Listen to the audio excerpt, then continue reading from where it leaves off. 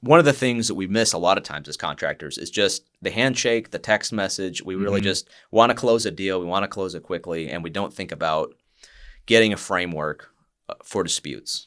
So that's where your terms and conditions come into play.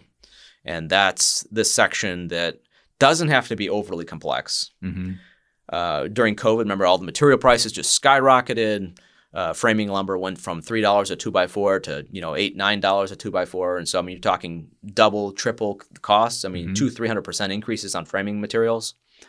That's a massive increase. And if you had a proposal out there, a bid that's just fixed price, you had to get it done for that, you would just lose your shirt.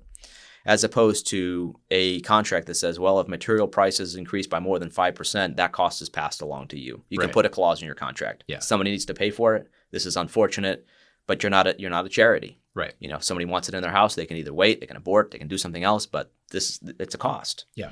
There's ways of structuring things like that in there. The other thing is, another thing that came up on some of my projects was leftover materials.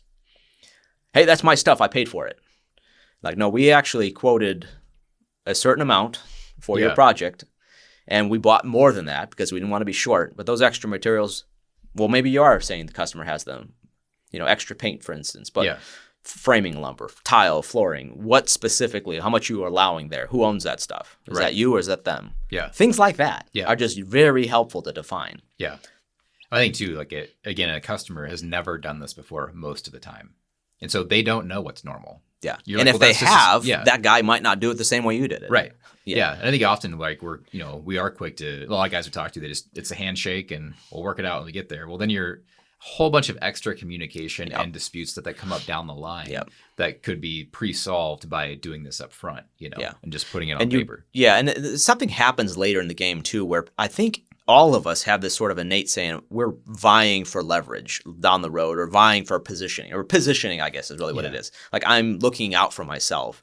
As opposed to up front, at that point, it doesn't seem that way. Yeah. Because you're saying we're all on the same page here. Right. I'm not trying to get one up on you or the other way around. This is just the way it works. Kind of looking out for the customer, honestly. Well, that's a good point. Being up front, be like, no, helping you out by understanding how this is going to go down. Yeah. So there's not conflict later.